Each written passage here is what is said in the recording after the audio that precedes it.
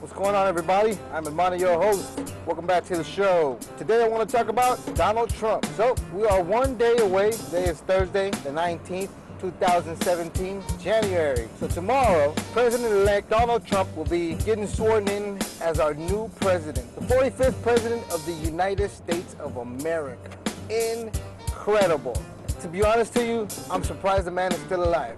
Not because, not because all the problems with Black America and Latin America. No. The reason why I say I'm surprised that he's alive is because he's pissed off some real powerful people. And between those people are like the FBI, the Clinton, talking about throw him in jail, and all this. The things he said is just mind-boggling. Mind-boggling, first of all, that he actually became the president or got elected to be president, because he's not president yet.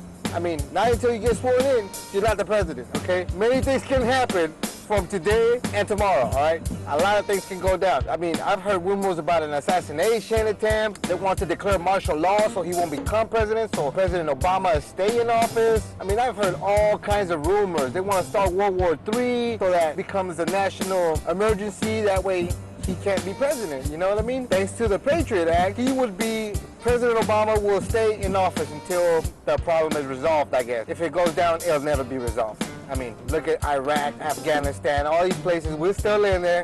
We can't get out. We screwed it up that bad, you know what I mean? And now we're almost beefing with Russia. President Putin, if you're listening to me, if you're gonna go to war with the United States, please, I mean, I beg you. I know you got no reason to listen to me or anybody in the United States because the way that our government has been handling wars and just blowing up people randomly, you know, we got no right to be asking to please don't blow up the citizens, you know what I mean? We haven't had control of our government for the longest, all right? So they're doing whatever the hell they want. They don't care what we think, you know what I mean? So if you're gonna blow somebody up, man, take out the Pentagon or whatever the hell. Go take out them dumbasses, you know what I mean? You know, please leave the citizens alone, you know what I mean? It's not our fault that our government leaders are retarded, you know, and they're heartless. President-elect Donald Trump will be sworn in tomorrow, and at the same time, they fired like the main guy of the National Guard, all right? This is the dude that is in charge of taking care of security during the inauguration. And they're gonna fire his ass right when President Trump is getting sworn in. Well, they say around 12 o'clock is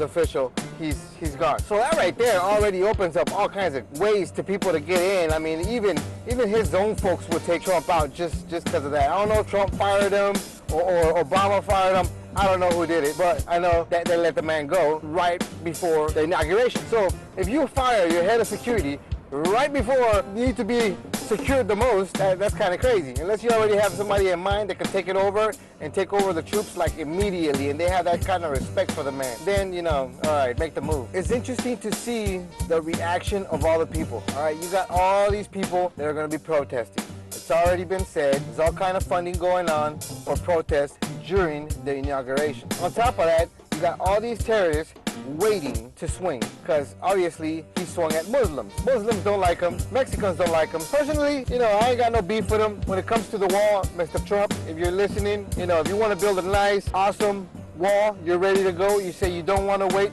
you need to call El Minor. I will build you a nice, solid wall. We'll make China's wall look like crap, all right? We'll make that look like garbage. High tech, you know what I'm saying? That's what we need. You know, I'm totally with the wall thing. I mean, we're talking about jobs, creating jobs. But if you think about it, Mr. Trump, I mean, let's say, yeah, we're gonna create jobs, building the wall. It's gonna take for freaking ever. I mean, you gotta be realistic. It's a long freaking way to build a wall. It's gonna take a long time. I believe China took like 2,000 years to build their wall, something like that, something ridiculous. But it is gonna create jobs. But if you think about it, everything else, like fixing the infrastructure of the country, that doesn't make money, you know what I mean? That costs money.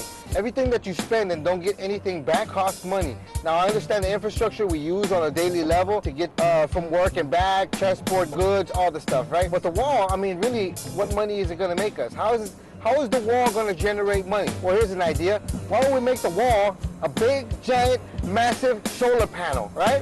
Get this, all right? Don't shoot the idea down yet, all right? A massive solar panel, just from side to side, one big, massive solar panel on this side of the wall, of course. As you put it on the other side, very likely they'll take them. So we'll make the wall a big, giant solar panel, right?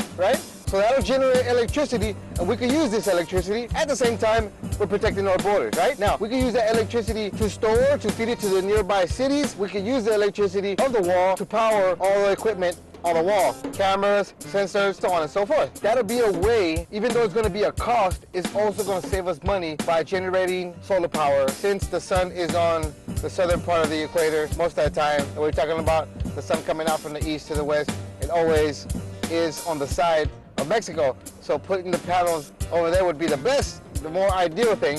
But what if we put the panels, the entire top portion of that wall?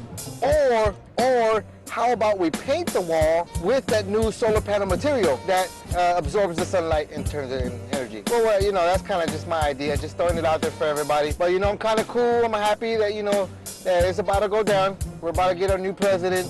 And to be honest to you, I'm down with a lot of things he said, you know. I like the fact that he says what he feels, regardless of whether I agree with it or not. You know, I'd rather somebody tell me what they feel than have somebody not tell me and then do some backhanded you know what I mean? Now, if it's true, if this guy doesn't get blackmailed once he gets in office, then, and if he sticks to his word, then, I mean, if you're a store and you import goods, like let's say furniture, for example, if you import furniture, I strongly suggest you start finding people that know how to build it. Go ahead and start looking for those people now.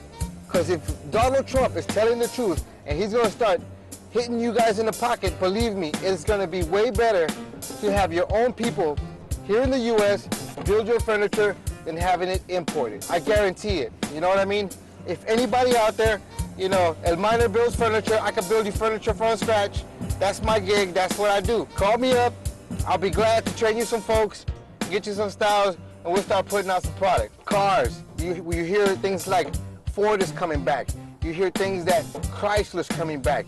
They got all these technology companies coming back that used to be outsourced to other countries. You know what I mean? They build their stuff everywhere else. All these major companies are closing down stores. You know what I mean? Macy's closed down 68 stores this year.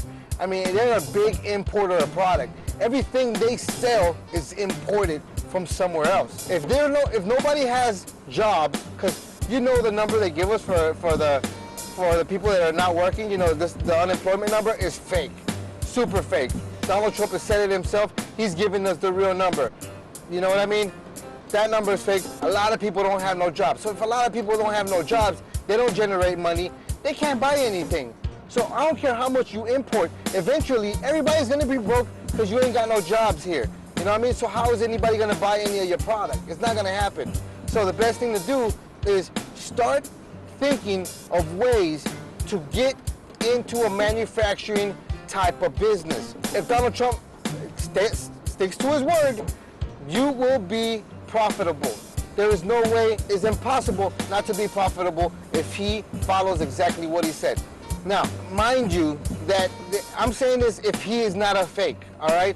Because if he's a fake and all he's doing is blowing smoke up our rear ends, then we ain't gonna get nothing. We're very likely gonna go into war.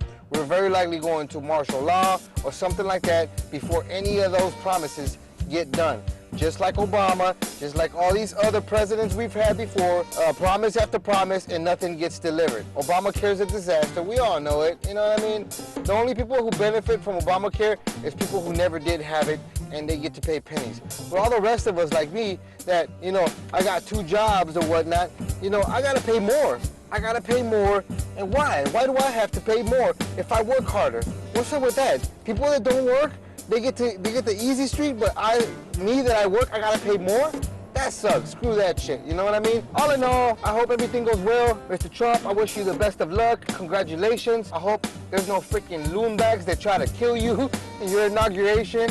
I hope everything goes smoothly. We can get back on track. Instead of being in debt, hopefully we could bring that debt down somehow, figure out a way to get rid of that debt, you know, the national debt. Because if we're still in debt with other countries, we're not free. Debt is not freedom. And if you think like people say, oh, Obama made it better, no, Obama got us more in debt. Don't get it twisted. If you don't believe me, do your research. Stop talking just because. Well, that's it for me. I'm home. You guys have a great day. This is El Miner. Until next time.